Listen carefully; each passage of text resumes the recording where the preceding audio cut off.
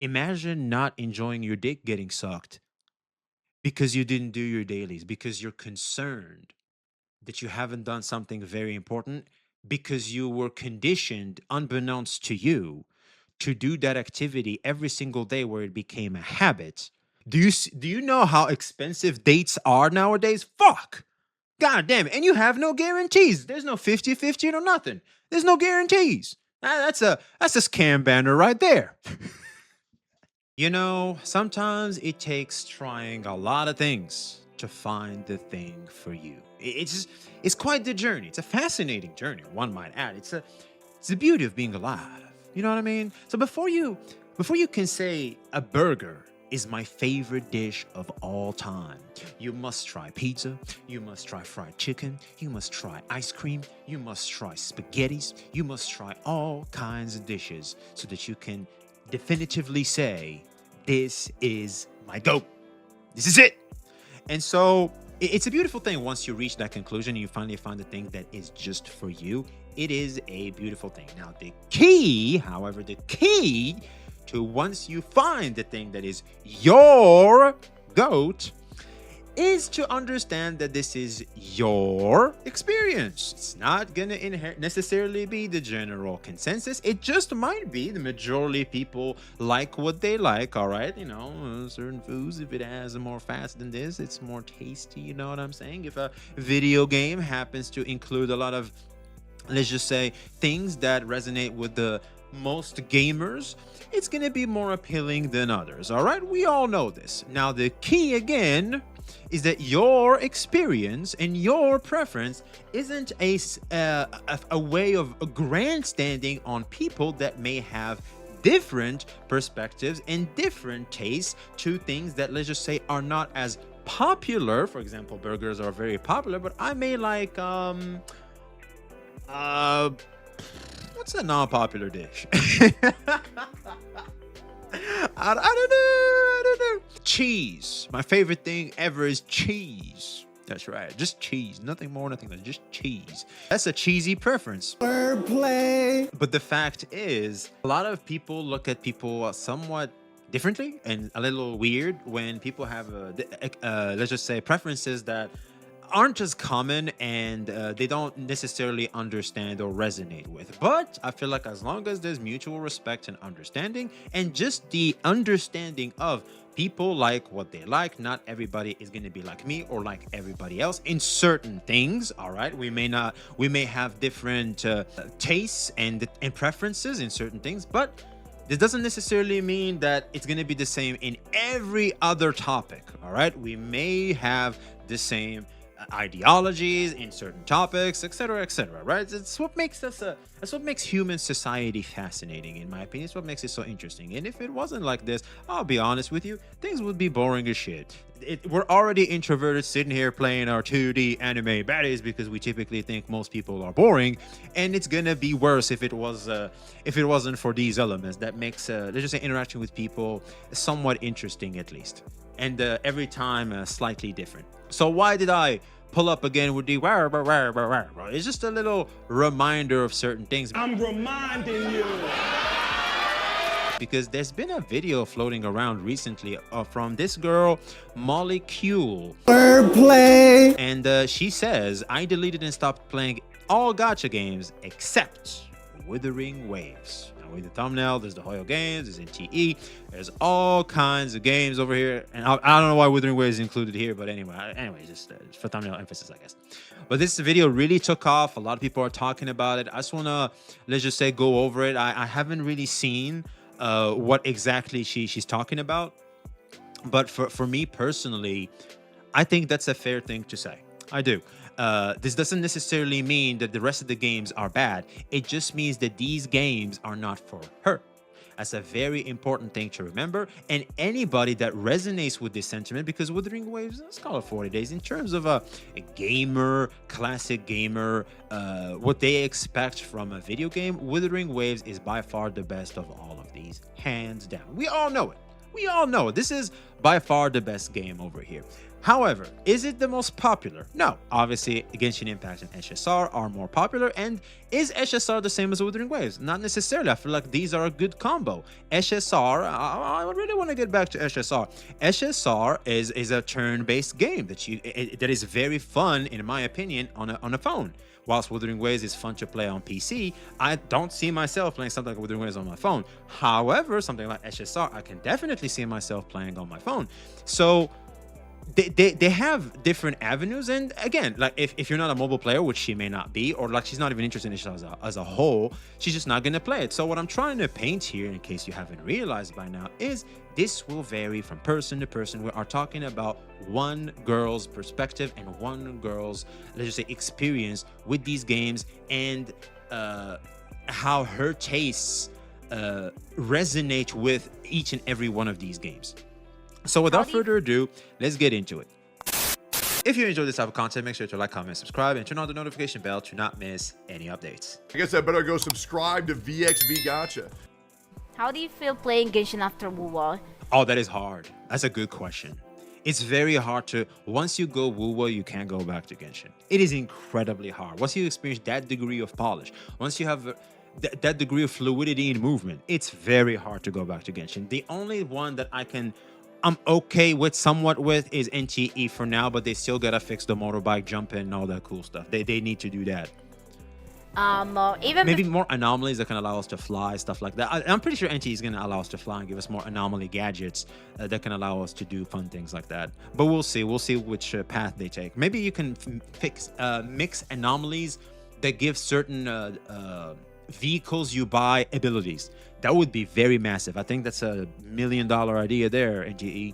Before WoWa came out, I had a lot of problems with Genshin Impact. We all did. And with every passing year, or month or day, my problems has increased. So ever since Nutland came out, that was the last time I gave my last chance to Genshin Impact. Same here.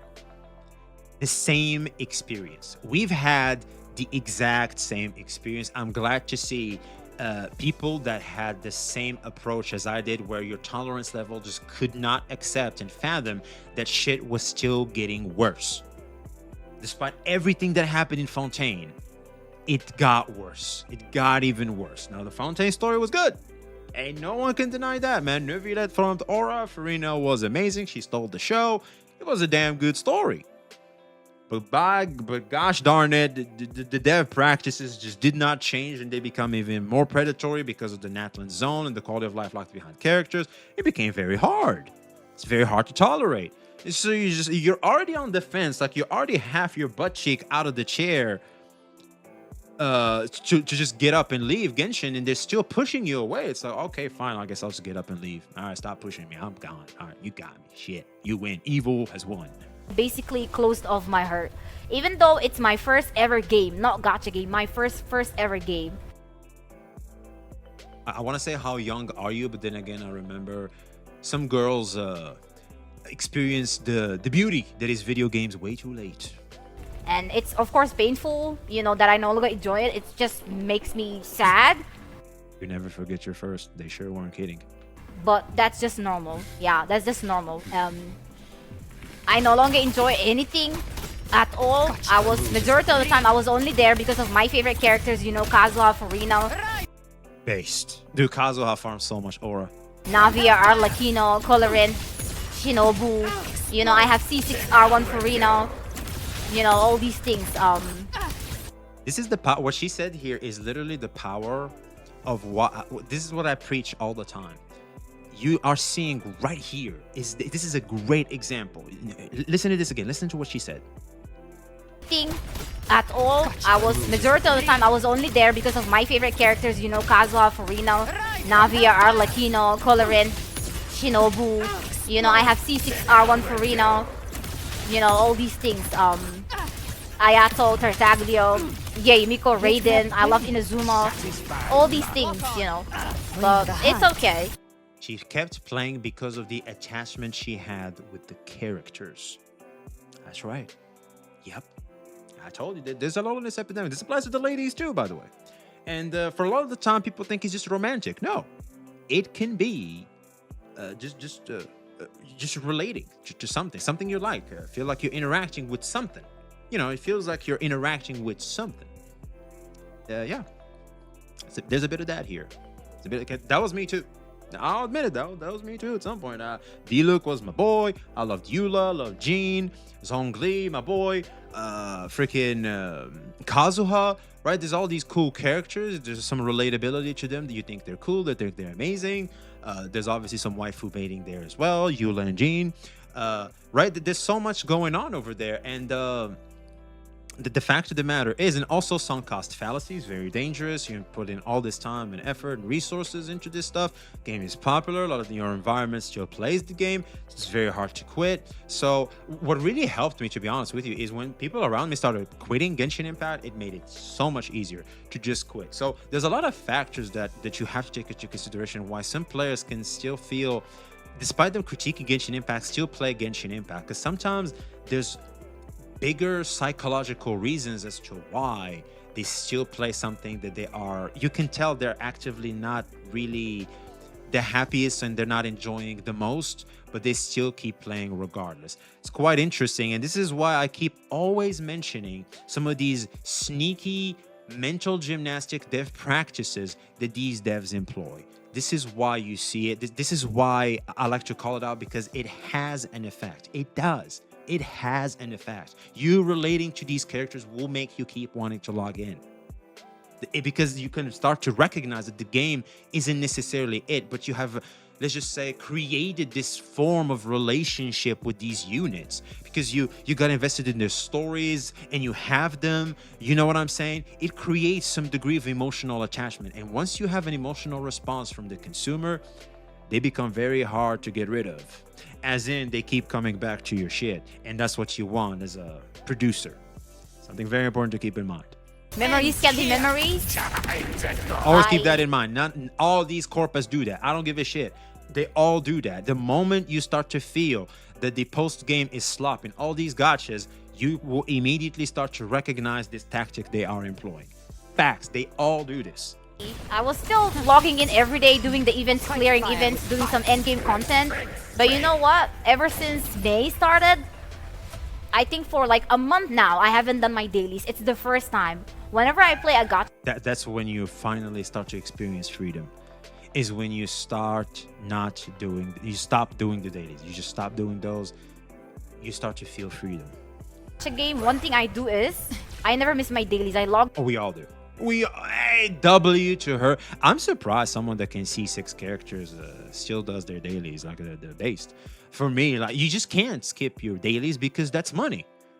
Like they transform this premium currency into money because you understand that for me to get the next high and experience the next good stuff that the game has offered like it did day one, for me to re-experience a semblance of that first day high they've given me, I have to get the new unit to keep playing this game and to keep maintaining the sunk cost fallacy I already have. So once again, multitude of aspects in psychological aspects going in, the psychology of wanting you to keep logging in.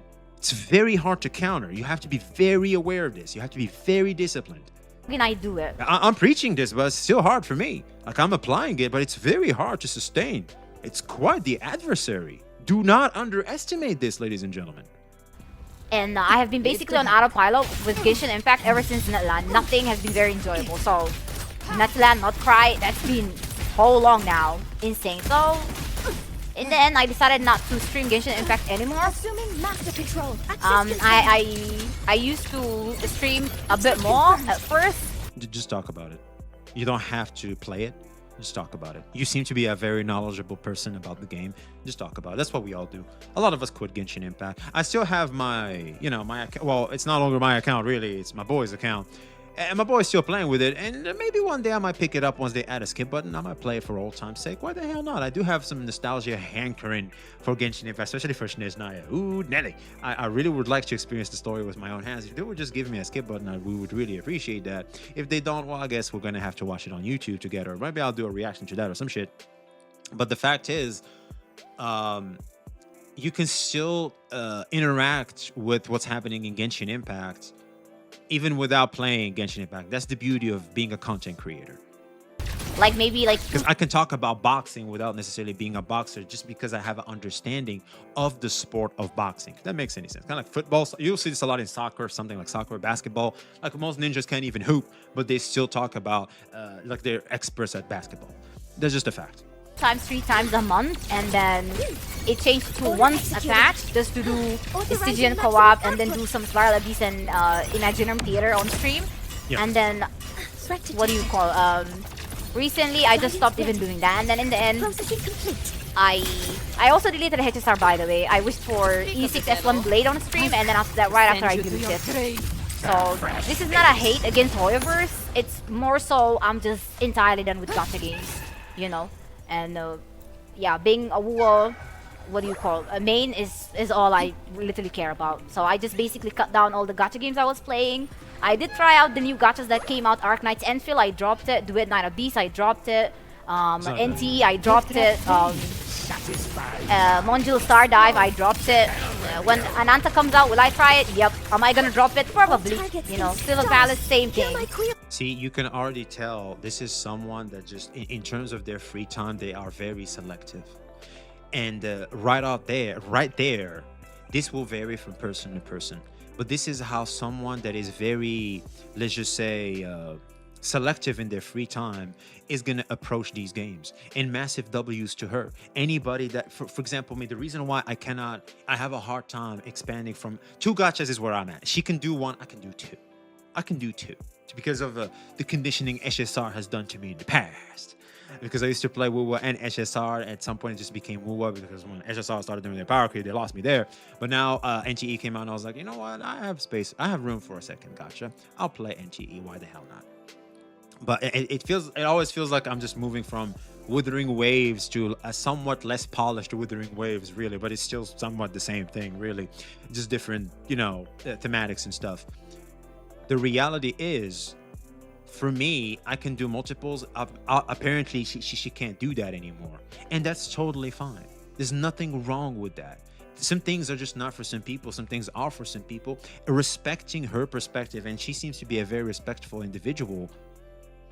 Like, that's it. So you notice that nothing against Hoyoverse or anything like that. Like, it's just not for me. Like, Ananta, I'll probably try it, but there's a good chance I'll drop it too, because when I consider some things in her personal life and how she goes about her tolerance level to gacha slop and anime game slop, post-game stuff, she just won't have that tolerance. And I think that's a proper approach. It is, because she gets to experience the peak of these games while they're full of content and everything. And as soon as they become this post-game live service slop, she just drops them like a hot potato. One would argue that for the average normie, the general consensus in terms of an approach should be that.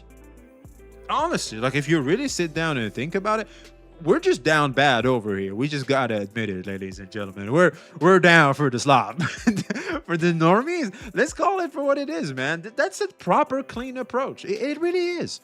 Unless they actually interest me enough and keep me interested. Right now, the only one that's keeping me interested, like with everything, character animation, gameplay, what do you call storyline, world, gacha, basically everything. I have 1 or 2 complaints about WoW, but hey, nothing is perfect, you know. So I'm happy with WoW. I cannot keep up with more gacha games. I don't want to wait. Right there. I cannot keep up with more gacha games. End of story. End of story. Because I'm pretty sure some people are going to use this as a tribalistic tool. Well, if they were any good, she would have kept those and not these. No one is denying the fact that Wuthering Waves is by far the best video game in terms of polish in the gacha space. In terms of fluidity and how gameplay. Like, of course it is. But the reality is, what people are failing to understand, that sometimes it's okay for people to play this and the other one. Like, they're tolerant to, let's just say, like, I can drive a Ferrari and a Mercedes. A Mercedes is not going to be as good as a Ferrari, but fuck it, I can drive a Mercedes too.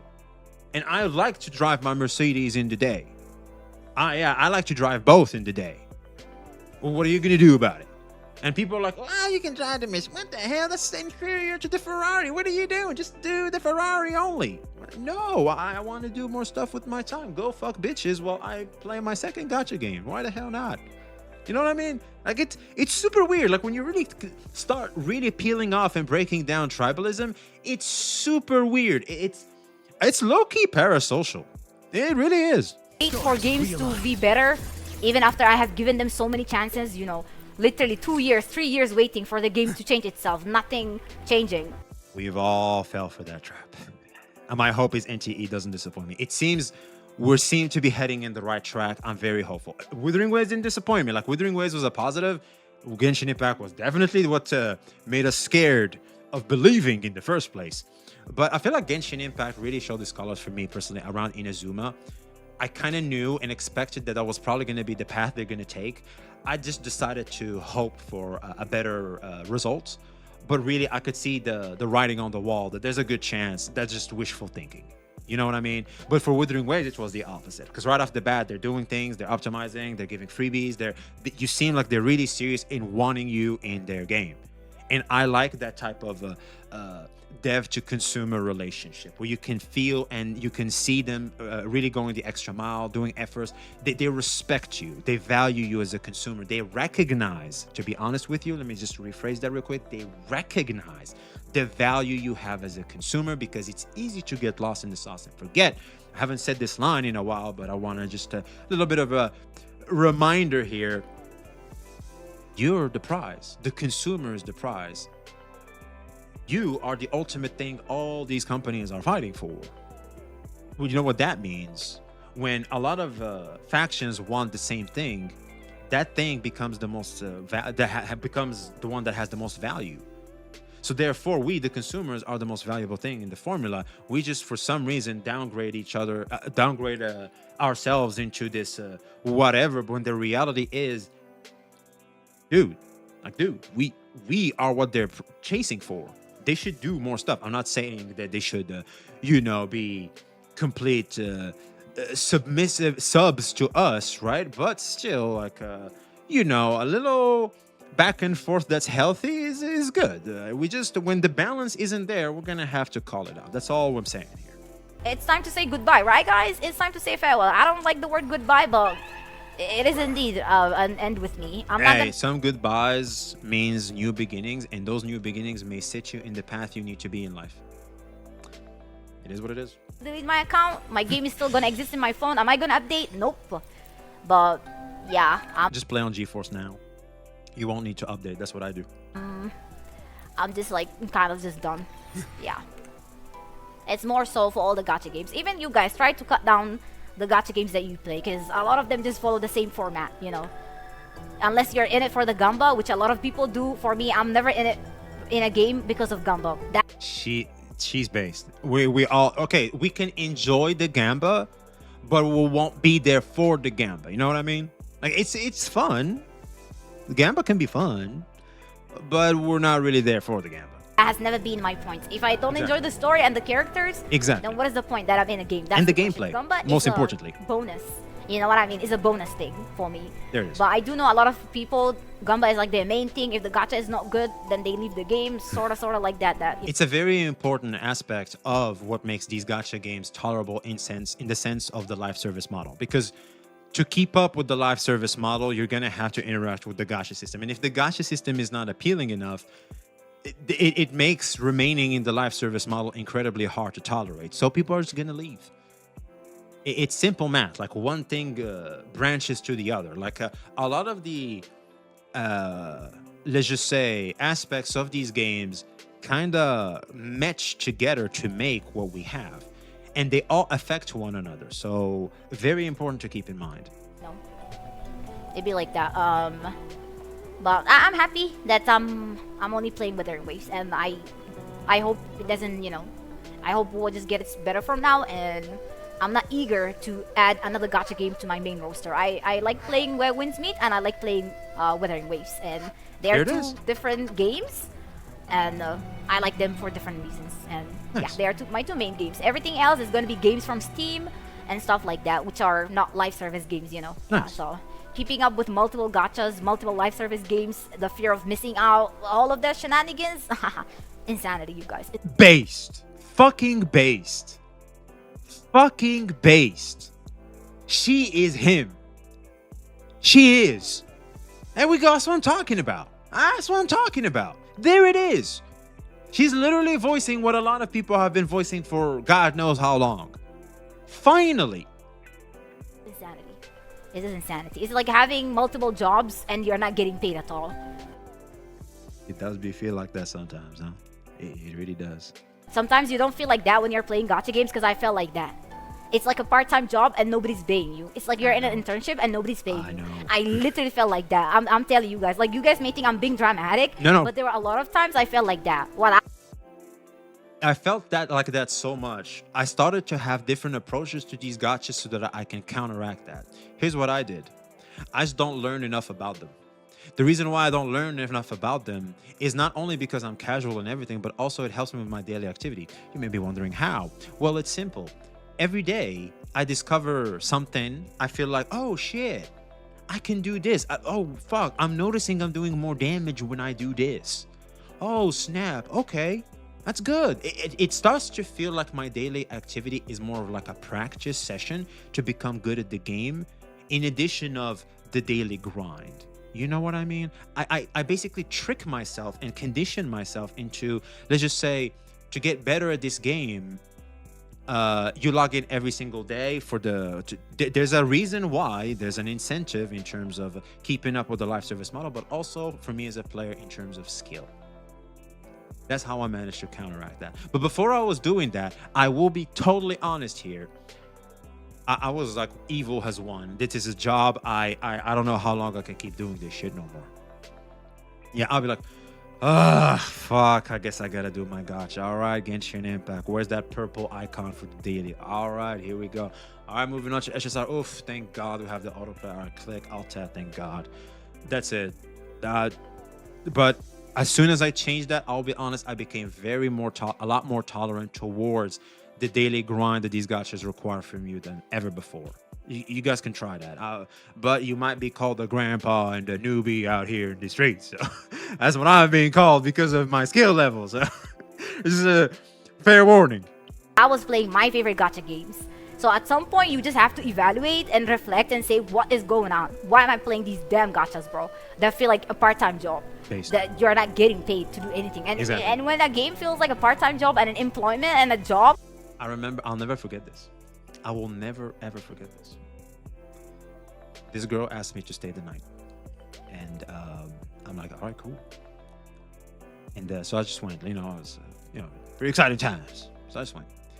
And there, I remembered, I didn't do my gacha dailies. I lied to you, I'm not. I could feel the FOMO.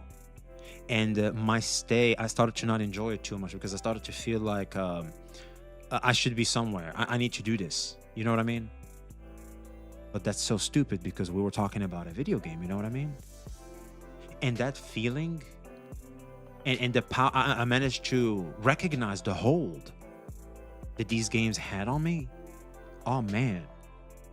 Imagine not enjoying your dick getting sucked because you didn't do your dailies, because you're concerned that you haven't done something very important, because you were conditioned, unbeknownst to you, to do that activity every single day where it became a habit. And since there's an incentive to that habit, in the sense of getting more free stuff that they're telling you costs money when the reality doesn't cost anything, through these premium currencies that aren't worth anything, it's like, what the fuck? Oh my God. I'll never forget that night, man. I'll never forget it. And it happened multiple times. It did. For example, I'd be hanging with the boys, something like that. It's late. I come back. I just went to go to sleep. I wake up. I see that I have stamina overflow, something. And I'm like, fuck, I forgot my shit. I don't get frustrated. What? Dude, I was such a beta ass dum-dum at that point. I'm not saying you shouldn't get passionate about these games, but all I'm saying is you need to muster your level of discipline where you do not allow this mental gymnastic, this mental conditioning that these games are doing to you, where they take advantage of your passion towards them to, let's just say, inflate their value and get away with let's just say lame, sloppy life service models towards you. So, some respect, some self-respect, please, some self-respect, and the only way to do that is through a very proper discipline in your approach towards these games. Please keep that in mind. I know I'm saying this, please keep that in mind a lot, but I really mean it. That these are very important lessons I wish I learned earlier, if anything, because I feel like a lot of us learn it through experience, but for the uninitiated, here you go. I'm giving you the sauce. You know, it's just bad. Let's freaking go, you got Nicole. It's so funny you say that when I'm saying games are feeling like a part-time job. Delete the games, and now I'm so happy for you. Let's freaking go. Nicole is home. Let's go, let's go, let's go. Just in time for quitting Genshin. Wait, Naughty, is you quitting Genshin? No way, Naughty. This is gonna be astronomical because Naughty found me while I was streaming Genshin Impact. Oh. Okay, I really got scared. You're not... Okay, that's good. All right, Naughty, That's yeah, good. we see you there, man. It's why I said I will never play a gacha again. Wuwa is a special exception, and Nikki another one, but that's it. I was gonna try NT, but I want... Actually, I really don't want to add another gacha to the rotation. Yes, they can perish. Yes, literally. Freaking based community. Yeah, I heard Moxie Nebula in the chat. Yeah, look, I feel, am I crazy? I meet a lot of these people, man. There's all kinds of these people. There's like a subsection of the community of like based individuals like this that treat these games exactly the way they should be treated. Massive W to all you people. That's the community we're trying to garner over here as well. And I'm starting to see a lot of you guys. Huge shout out to you guys. Support you've shown towards me. It means a ton to me. It really, really does. I love you guys. You're old.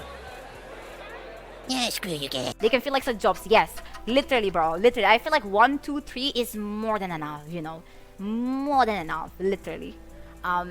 It's so funny to me because having played FGO for a while, the banner numbers increased so large because of the character pool. Oh, I have never played FGO, but I did hear a lot of bad stuff about FGO. Literally, I have friends that play 8 to 12. Yeah. Yeah, so some people are built different, and that's totally fine. Yeah, that's totally fine. Their level of tolerance is different than ours, and that's totally fine. More power to them. They get to do something you can't do. They get to have more fun through avenues that you can't, and that's totally fine. More power to them. If anything, I'm low-key jealous. I'll be honest with you. I'm low-key jealous with the people that can play multiple gachas and have fun with them. That's more free shit, fun shit for you to do. I gotta buy games. You know what I'm saying? I gotta go and get bitches. Fuck. Yeah. I don't know how they play, but they do it. Maybe that's their enjoyment. You know, we don't say anything. Do you know how expensive dates are nowadays? Fuck. God damn it. And you have no guarantees. There's no 50-50 or nothing. There's no guarantees. That's a scam banner right there. Ain't no way I made a gacha reference on the dating scene, bro. We see it, we move on, and we deal with our business. That's not our business, you know. A lot of people I have seen, they have like 15, 20 gacha games. And I'm like, whoa, that's insane. Good for you. Who are you? Who are you? Who are you? I don't know you, but I want to hang out. Me move on and do my own shit, because that's none of our business, you know. Me though, I'm just, that's my capacity. I'm happy with the one that I currently play. I have seen a lot of them. I'm not into them anymore. Deleted them. Never gonna do freaking dailies because what the frick, bro. I had rather get 500 jobs that would actually pay me than play those damn games. I think you can get paid for doing people's dailies. So at least if you like to do dailies, do it for other people so that way you can get paid. I mean, you can utilize your power, your superpowers to your advantage. And so yeah, there it is. I can clearly see because of the title, because of the things, how she presented the let's just say the topic, how tribalistic this can be. You know, let's look at some of the comments. I think it could be an interesting view here. I posted this video just to share my frustrations and a personal little achievement that I'm finally free from being a loyal Hoyoverse fan, Genshin HSR, Honkai Impact 3, etc.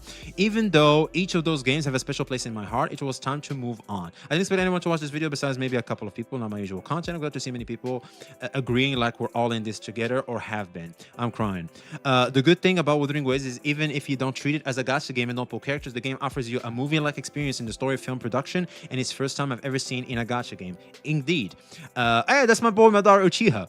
Ever since I started Wuthering Waves, I've spoiled by Kuro to that other gachas don't hit me the same to me. Precisely. Once you experience Kuro, it's very hard to go back, man. I play gacha, but not open world type of game. Wuwa gameplay and storytelling really is one of the best. Absolutely, that's what I do in this main Wuwa. Just play normal games around, and it's a good balance. So there it is. I feel like we have a lot of based individuals having a good reaction to this, and apparently we have the opposite one here. Why I quit Wuthering Waves and gacha games forever. Oh, so it's just gacha games anyway. So yeah, there it is, man. There it is. I feel like the space is healing. I feel like a lot of people are maturing and coming to terms with let's just say the best approach to how these these games should be. And the general consensus is shifting from, oh, you gotta log in every single day, you're him for doing this or that or that. That has since changed, and I'm glad to see that it is becoming more and more present within the space, where at least from my algorithm, from what I see, it seems to be the general consensus. However, like I said before, this is my perspective, this is my environment. I could be totally off on this. I still need to explore different places within the community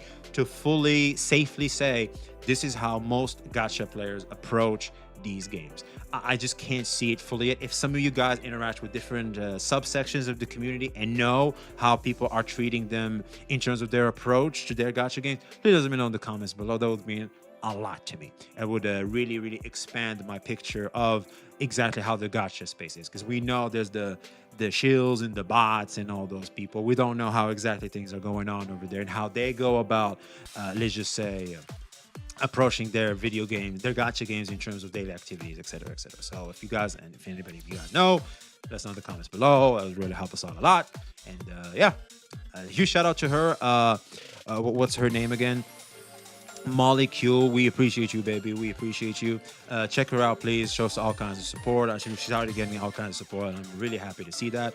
Like, subscribe if you haven't already, and me seeing you.